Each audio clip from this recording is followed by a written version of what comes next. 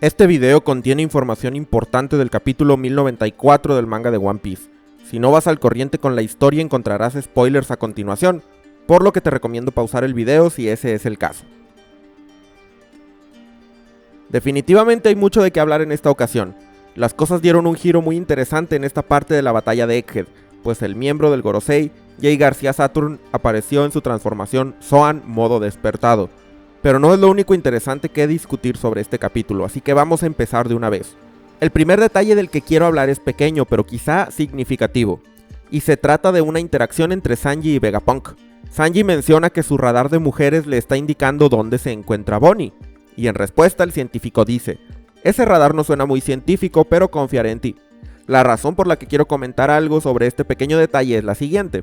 El haki de observación permite detectar la presencia de individuos, especialmente aquellos que son poderosos, y por lo tanto uno podría especular que el instinto que hace que Sanji detecte dónde está Bonnie tenga alguna conexión con el haki de observación. Después de todo, Rayleigh, cuando explica los fundamentos del haki en el capítulo 597 del manga, nos dice lo siguiente: el poder de sentir la presencia de otros en buena medida, ese es el haki de observación.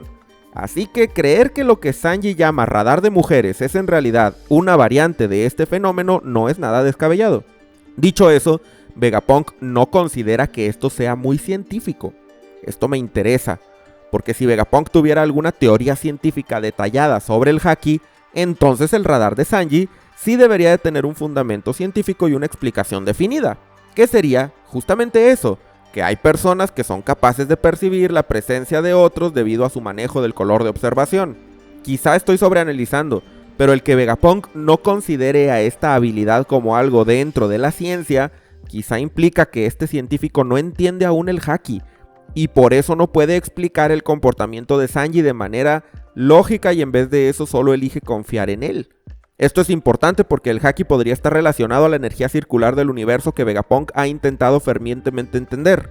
Los seres que usan haki podrían canalizar esta energía y expulsarla en formas útiles, y si Vegapunk no entiende este fenómeno, entonces es posible que esa sea la pieza clave que le hace falta, o al menos una pista más en el camino hacia manipular la energía circular. Así que es por eso que, aunque pequeña, esa interacción me parece significativa, pues hasta el momento Vegapunk jamás ha dado una opinión sobre el haki. A continuación quiero hablar de la habilidad de Bonnie, que tal vez nos ha dado una pista de un fenómeno importante de One Piece: la existencia del más allá. Cuando usa su técnica de experiencia cercana a la muerte, hace que el cuerpo de unos marines atraviese un proceso en el que se deterioran hasta ser esqueletos, para luego volver a la normalidad. Queda claro que Bonnie no puede matar a nadie con esa técnica, pues es reversible, pero sí que puede darles una probada de lo que se siente morir. La pregunta ¿es solo una ilusión? ¿O estas personas realmente experimentaron la muerte por unos instantes? Es interesante porque los marines aluden a que pudieron ver el río Sansu, el cual se debe cruzar para llegar al más allá según la mitología budista y es equivalente al río Estigia en la mitología griega, que tiene el mismo propósito. ¿Es esta aseveración solamente de forma figurada? ¿O realmente los marines pudieron observar el mítico río que conecta ambos mundos? La cosa es que cada vez se nos dan más pistas de que sí existe un más allá en One Piece. Cuando Brook regresa a la vida, él menciona que su alma volvió desde allá, y fue entonces que comenzó a buscar su cuerpo. Además, cuando Zoro estuvo al borde de la muerte en Wano, vio una aparición que asemeja a un dios de la muerte, Parka o Shinigami, como le quieran llamar. Mucho especulamos cuando esta entidad apareció y con el paso del tiempo parece que esa visión no fue producto de ninguna fruta del diablo o alucinación o habilidad de alguien más, sino de un fenómeno completamente real. Luego de que Zoro despierta, mientras pelea con Sanji en el capítulo 1052 del manga, menciona que seguramente regresó del infierno para cumplir su promesa de matarlo. Cuando Zoro dice que regresó del infierno, otra vez, ¿está hablando figurativamente o fue algo real? A mi parecer, ya son muchas evidencias como para creer que todo es figurado, y empiezo a pensar que estas visitas al otro mundo son algo que no solo fue real, sino que será importante para el futuro de la obra. Pero ahora sí vamos a hablar de Saturn y hay muchas cosas que decir sobre este tema. Desde que vimos las sombras de las transformaciones del Gorosei, la idea de que estos ancianos poseen habilidades Zoan mitológicas ha sido casi dada por sentado. Y luego de este capítulo me parece que no quedan dudas, más bien la pregunta era de qué clase de Zoan eran. Saturn se muestra como una figura arácnida con cuernos, y en la mitología japonesa dos criaturas coinciden bien con la descripción: el Ushi-Oni, literalmente ogro toro, y el Tsuchigumo o araña de tierra. Creo que Oda está uniendo el mito de ambas criaturas para Saturn por lo siguiente: la aparición del personaje a través de un símbolo de pentagrama hace que obviamente sea la intención de Oda que Saturn tenga una temática relacionada a lo demoníaco, por tanto el Ushi-Oni entra bien en la descripción. El Tsuchigumo, por otra parte, es interesante porque alude al elemento de tierra, que es el mismo elemento relacionado al planeta Saturno. Recordemos que los planetas Mercurio, Venus, Marte, Júpiter y Saturno en la tradición oriental se relacionan a los 5 elementos: agua, metal, fuego, tierra y madera respectivamente. Así que quizá podríamos esperar dos cosas de las transformaciones de los miembros restantes del Gorosei. Una es que sean todos criaturas demoníacas del folclore japonés, y dos, que además tengan alguna relación con el elemento que cada uno de sus respectivos planetas representa. Personalmente lo que más me interesó del capítulo fue el símbolo que Saturn usa para aparecer en la isla: un pentagrama rodeado de un círculo con lo que parecen grabados en una escritura que no alcanzamos a ver claramente, y además el número 5, repetido varias veces. Saturno es el quinto planeta visible en el cielo nocturno y por lo tanto tiene sentido que el número 5 sea asociado a él. Sin embargo, hay un detalle importantísimo aquí. Podemos especular que el símbolo que aparece en el piso es parte de la habilidad de la fruta de Saturn. Es decir, esta Zoan mitológica tiene la capacidad de aparecer en lugares distantes a través de lo que podríamos decir que es un portal o una marca de autoinvocación. Hasta ahí todo bien, pero ¿por qué justamente tiene el número 5? Es decir, ¿por qué la manifestación visual de esta fruta del diablo coincide con el hecho de que Saturno es el quinto planeta de los 5 visibles en el cielo nocturno, que este miembro del Gorosei se llama Saturn y que forma parte de un grupo de 5 personas? Esto haría parecer como si la fruta estuviera destinada a Saturn, o más aún, como si la criatura de esta fruta estuviera asociada a otras, porque si hay un símbolo con el número 5, entonces hay otros símbolos con los números del 1 al 4, al menos. Esto me parece más importante de lo que podría verse de entrada, porque es la primera vez que tenemos una fruta cuyos poderes están asociados temáticamente y de forma directa con otras frutas. Porque entonces el Ushi-Oni es el quinto demonio de un grupo de 5, quizá más. Pero ¿por qué es el quinto? ¿Es acaso el quinto demonio en alguna fábula o mito? ¿El Gorosei está inspirado en esta fábula? Es algo que definitivamente da mucho que pensar. Pero no solo eso. Este método de autoinvocación no pasa desapercibido para mí, que en el pasado he hablado repetidas veces sobre la escena de Brook llegando al reino Namakura y que utilicé para construir una teoría sobre Imu, cuyo enlace te dejaré en la descripción y que además revisaré para un futuro video.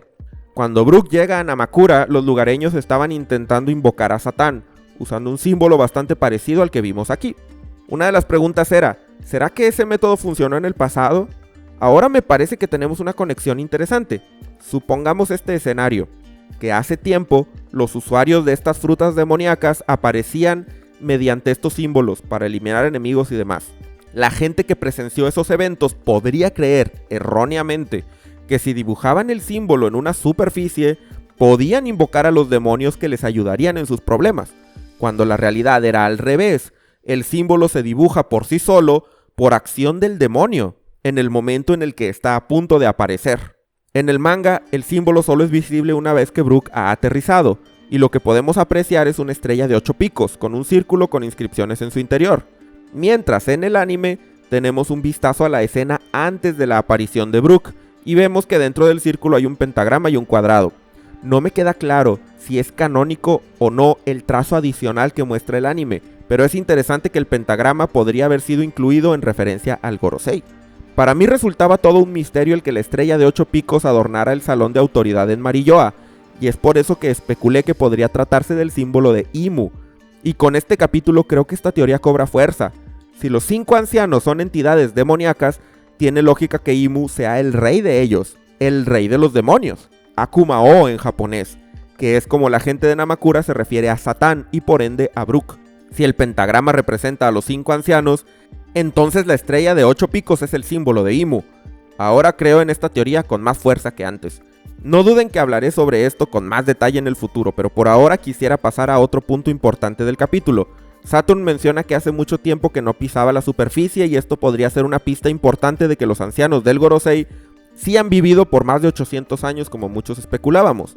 La lógica va así: si los puestos del Gorosei no fueran fijos desde su fundación y en vez de eso correspondieran durante generaciones a los líderes de las 5 familias encargadas de administrar el mundo fuera de Marilloa, entonces eso querría decir que los miembros actuales del Gorosei nacieron y crecieron en Marilloa.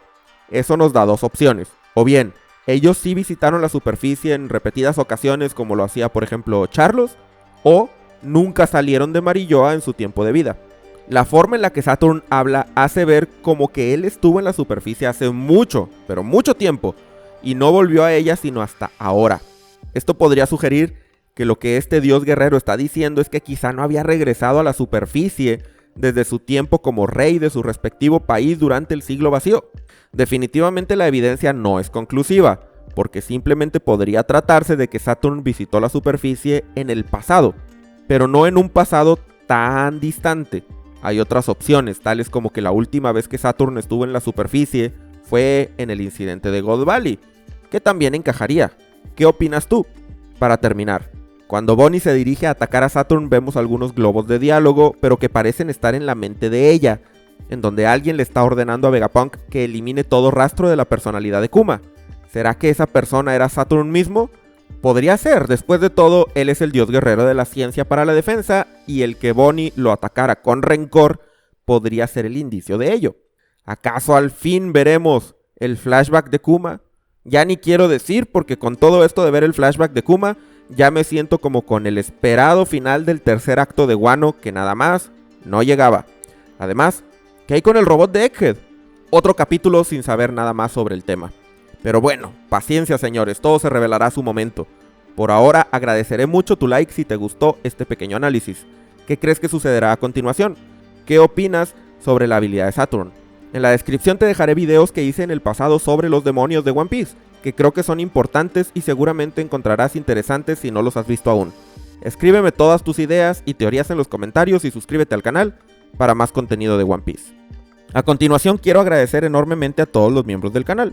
A López, Ramón Parra, Isaac Buzo, David Ginas, Luis Mira, Iván, Jerónimo Angiolillo, Terre Segundos, Cristian Ledesma Candás, Adrián Duarte, Alejandro González, Kaiser Waldos, Vomitus 404, CH3Z93, Oscor 25, Yoyo, Chofócrates, Cops, Jarayuco 1, Kep 06, Bolas 24, Yof Kun, Esculapio, Andrés Miñán, Cristian Ignacio Zúñiga, Gibran Villa, David Dionisio, Roberto Sea, Sarmi, Hanahana Nomi, soy Dani Barrios, Agustín, Brian Kirsingen, Regube2, Seji, Eduardo RS, Maineragon, Miguel Pérez, Esteban Sangroni, González de Mario, Lucas Núñez, Benjamín Bustos, Diego Ahumada, José Alarcón, Osef de Yoli de Gonslip, Jack de Pájaro, Jack Gamer, Félix Ale, M. Lamentes, Sara Aguilar, Federico Juárez, Mr. Don Luffy, Malojo, Enrique Molina, PX Flampe, Miguel Cudas, César Omar, Vaca Banana y Fran 98. Si quieres ser parte de los miembros, aparecer en los agradecimientos al final y tener acceso anticipado a todos mis videos, haz clic en el botón de unirse o en el enlace en la descripción. Muchas gracias por quedarte hasta el final y nos vemos en el próximo video.